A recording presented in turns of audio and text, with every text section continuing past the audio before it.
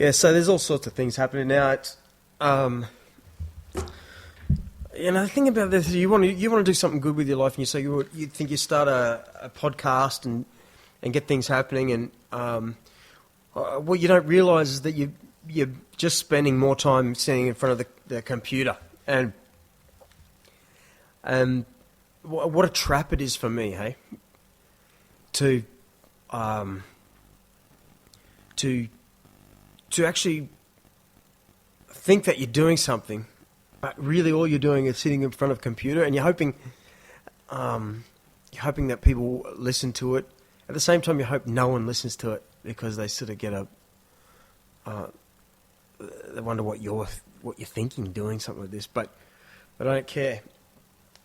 So the more I sit around in front of this computer, doing these sort of things, I realised to me now it actually means I got to take stuff around for another hour, putting it actually up onto all these things that for people to listen to, and as if I wasn't already busy already. But hey, when you got young kids and they go to bed early at night, my wife always goes to bed early. I need something to do at night time.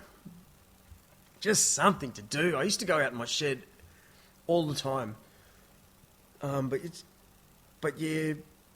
My shed's probably 50 metres away from the house, and if you've got babies and your wife's looking after the baby, I feel bad that if you're out in the shed and you miss out. The baby always wakes up every sort of couple of hours. You hear and you want to run in there and make sure she's all right with the. You can't just leave that all to your wife, or else you're an asshole. But anyway, my wife's a champion mother. She's absolutely the best, and never gives me any grief about that sort of gear. So I'm super lucky. But yeah, life's changed, hey? It's a weird setup. Everything's a weird setup. So what I do now, so instead of like building motorbikes and all that at night time after work, my next best thing is stuff TV, man. I turn the TV off. That's gone. So it was YouTube, getting into lots of TV shows. What's the go with YouTube, man? You can have... I'll just... a couple of months ago, I watched all the American Offices, like every episode on there. And every episode of The Office was there, and I watched it for like two or 3 weeks every night, watched half-an-hour episodes. And God, I love that show. And I only got to about season 6. I think there's about 9 seasons or some amazing thing, but... then all of a sudden they're all gone, every episode. So obviously it's some sort of copyright thing, they haven't paid, someone uploaded them and they've been caught out, but that actually stopped me watching YouTube so much. Alright, the things that happened to... so what I mean to say is that routine, man, as soon as everyone goes to sleep, I sneak out into the lounge room, turn on my stupid laptop and try and entertain myself. Lately, it's been just turning these things into things I can stick on a podcast somewhere, learning all about this. Oh, like what is a feed? I don't know. That's the other thing. I'm sick of reading up on things on Google, and it seems like everyone already knows. And you'd think I would already know. You'd think I would actually know from years of just looking at the net and being involved in it. We had this big meeting at work this week, and I was the website guy for the company. I was put into it because I was the only one who knew anything about selling stuff on eBay. How funny is that? These company of old guys, and I was the youngest one, so yeah, I took control of the website stuff, which was a good job, don't get me wrong. But it cemented in this thing that I'm stuck in this chair looking at the internet all the time, websites and blah blah blah.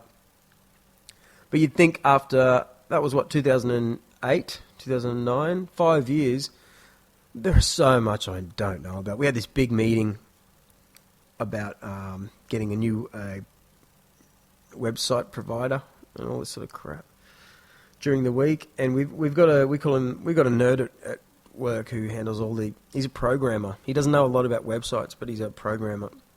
He just speaks another language. Talk about world of war. I upset him once, and I really upset him. He went crazy. He dobbed on me to the boss and everything because in the middle of the night I just went rah, told him everything I thought, All I remember from it was, I hope you lose all your World of Warcraft scores. Not even funny when I say it. But, man, there's some dudes that spend a lot of time on these computers, and I don't know how they do it. He's got a big fat ass too, I'll tell you that. So, there are people who are made for it. But anyway, big things happening this week. It's the Quickie Pro on at the Gold Coast. What a good thing this is.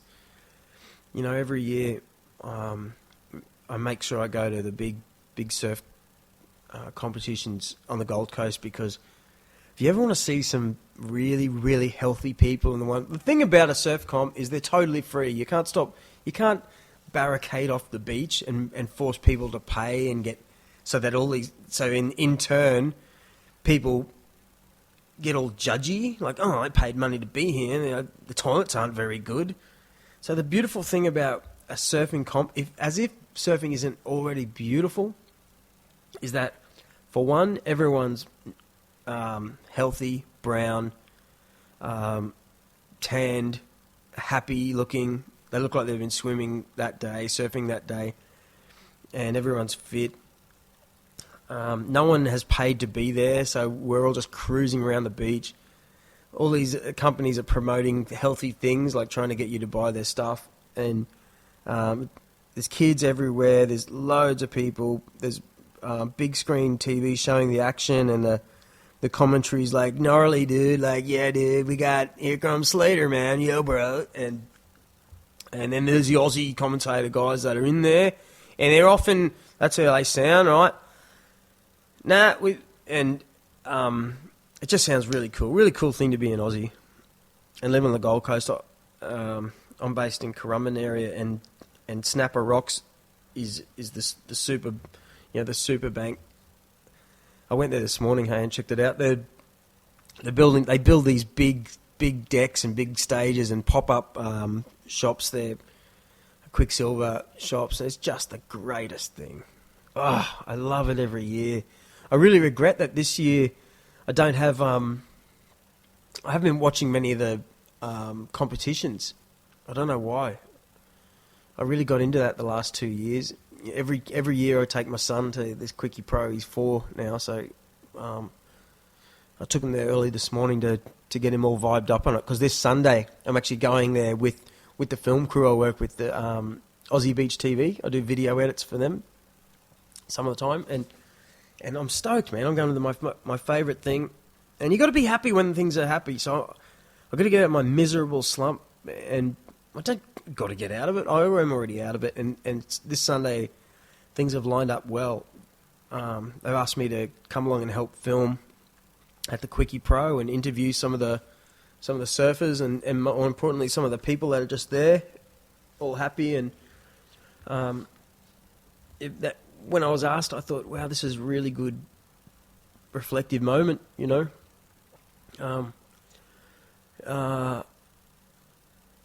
don't get $1 for it, I'll be honest. But you got to do these things for just because you want to do them. And a guy like me, you just hope that the money falls into place at some stage. Probably never will. I read this thing during the week that the people of the successful money people of the world have already made their money before they turn 40, and I can really see that. All the people I know that have done that, it's all true. I base it back to being what kind of family you came from, whether you were a kid, there were 4 brothers in your family or something, you were the one that was always fighting to get your own bike or something, and that sort of never left you. You just keep on fighting to get what you want. And that prepares you. Surely you had a tough, or you thought it was kind of tough. But you have to be kind of arrogant and not care too much about the other people. You just need to get what you want all the time. So if you work if you own a big business sort of thing, what you want is always number one. Even though you're giving people jobs and things, what you want is absolutely number one, and it has to be with you from day one. You can't just teach people that. I know it. All these bullshit motivating lessons and things people pay big money to go and see. They're good. They get you G'd up and stuff, but I've seen it too many times. I just know that if you're not that by nature, I can't imagine you really kicking goals and getting the money you think you'll need. Someone will walk over you in the end somewhere because they play pretty tough up the top because they're different people to a person like me. Anyway, let's not talk about that. It's funny, last night, stuffing around for a couple of hours on something called Feedburner, some Google thing. So anyway, you know, this podcast crap, they say you need to set this up so you can see analytics, see where people are listening. And I didn't even get it. But for some reason, I ticked the box on this podcast that'll be comedy, because I like comedy, and the word blog just shits me.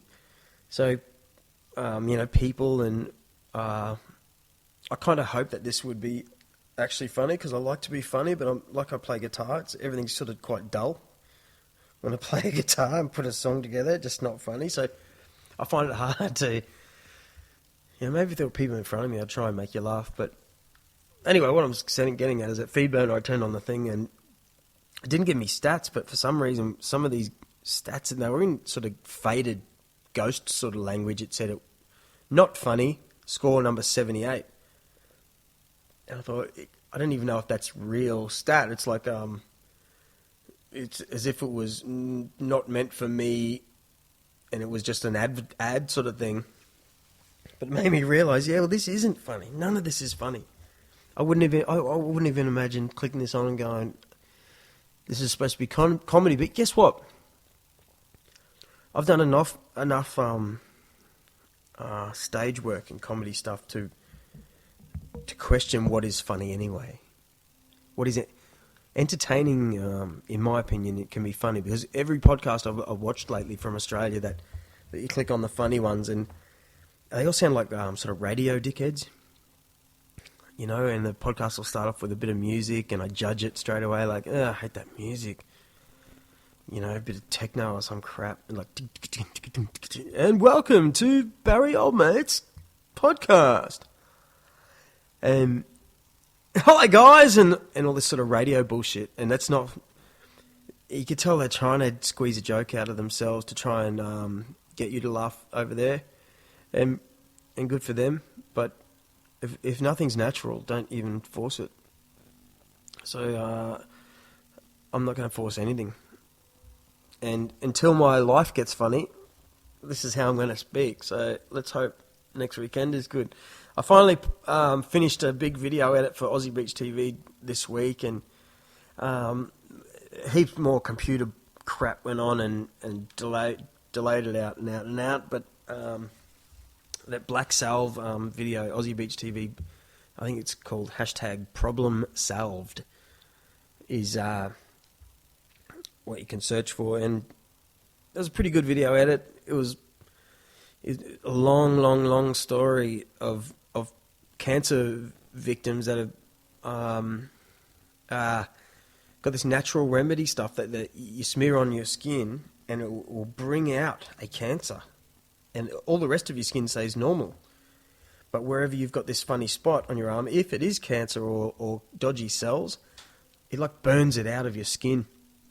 So it was really interesting. And then doctors were saying, no, don't do that. We'd prefer you come in and we cut that section out. We do all the tests and radiotherapy, yada, yada, yada, and we cut all that thing out. Well, all these people are saying, well, I did that, and then 10 years later I got cancer again on the same spot, but I used this black salve a few times, and in 5 days the cancer just gets ripped out, and God, I'm grossed out by cancer.